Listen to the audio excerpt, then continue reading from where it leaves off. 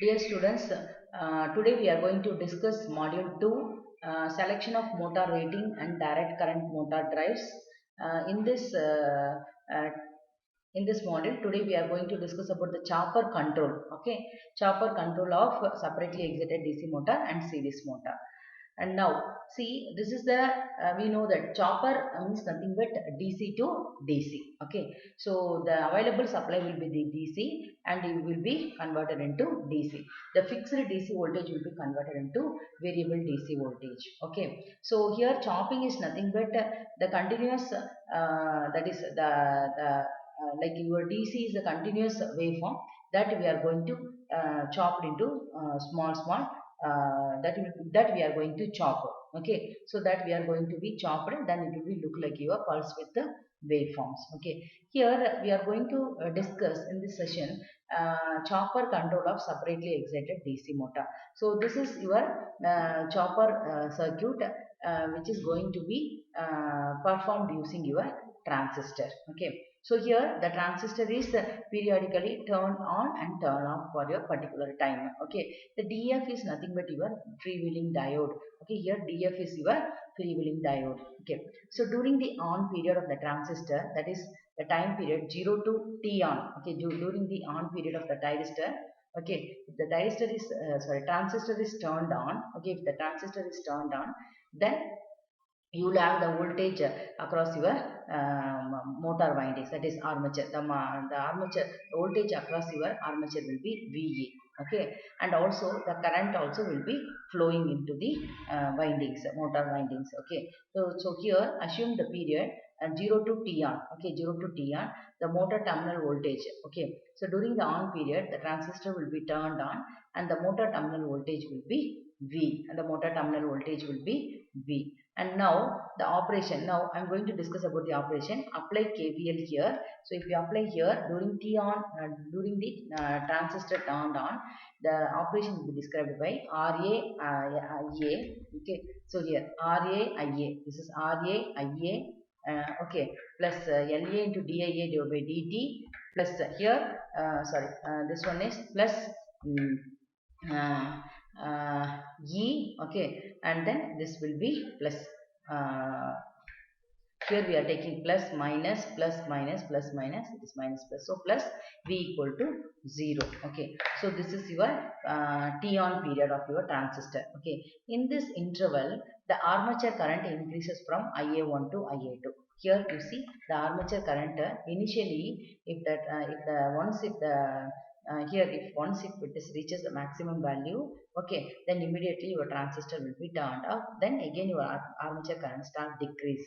This portion here you are having continuous armature current is because of your freewheeling action. Here the energy during positive, during the turn on of your transistor, your LA will be charged, and during turn off of your transistor the energy will be dissipated via this path, so that only you are having your peak value armature current, and then decreasing again peak value, it is going and coming.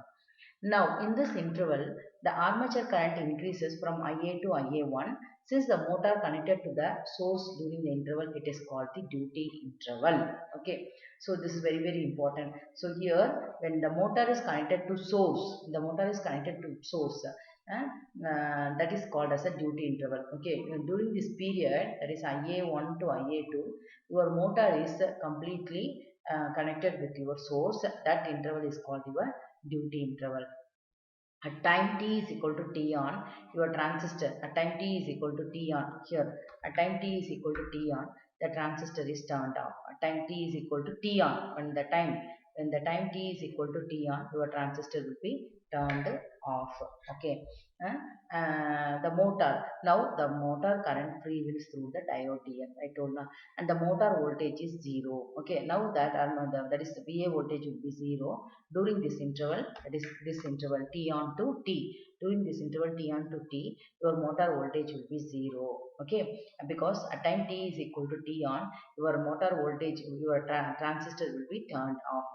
Okay, and that time your motor current will be free wheels in this path, so that only you are having continuous armature current, but your motor voltage will be 0, that is it is decreasing to 0. Okay, And during this interval, the motor operation will be RAIA plus LA into DIA divided by dt plus E equal to 0, because your input is not connected with your motor. So that is 0.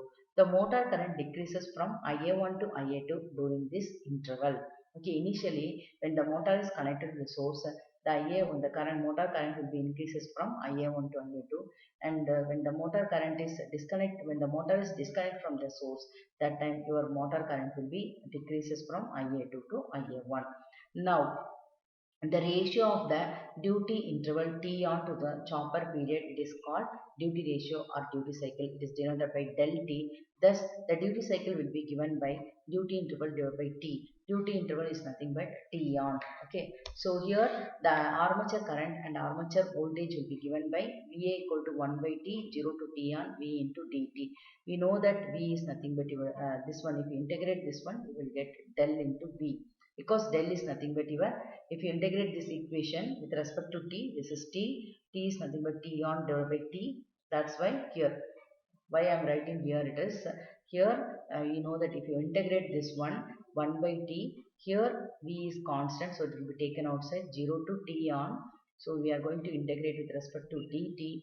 So this will be is equal to v by t, okay, into t on minus 0. So this will be is equal to T on divided by T into V. This one we know that del. So this equation will be del into V. This is your armature voltage. Okay. And the armature current can be calculated with the help of this VA. Okay. Now, chopper control of DC series motor. Okay, in DC series motor I have discussed. Okay, in DC series motor here E is not constant. Okay, E is not a constant. This varies with respect to IA. This is the chopper control of the this is series motor. The previous session we have discussed about the separately excited DC motor. Here same operation, the armature current, the armature voltage will be del into V. Only thing is here the E is not constant, it varies with IA, armature current, due to the saturation of the magnetization. And here the back EMF and the IA is non-linear. Now this is the here in this DC series motor, regenerative braking is also possible, but this is the power circuit of regenerative braking. Okay, here the regenerative braking, here the power series, here this one I told now. So in this we are going to discuss about the regenerative braking. Okay, here in this regenerative braking is also possible. Only thing is the series motor functions as self-excited series generator. During regeneration braking, the series motor functions as a self-excited series motor. Okay, for self-excitation, the current flow during the field winding should assist residual magnetism. Therefore, when changing from motor operation to braking operation, okay, the direction of the armature current should reverse. So, and also the field current should flow in the same direction. So these are the some of the major things we have to do for regenerative braking in the case of series motor. This can be achieved by reversing the field with respect to armature when changing from motoring to braking operations. So this is the waveform of your regenerative braking voltage and current. So here when it is a motoring operation, your your motor will be connected with the source voltage from 0 to T on, but in reverse braking operation the motor will be connected from T on to T. So just ulta. Okay, so thank you students.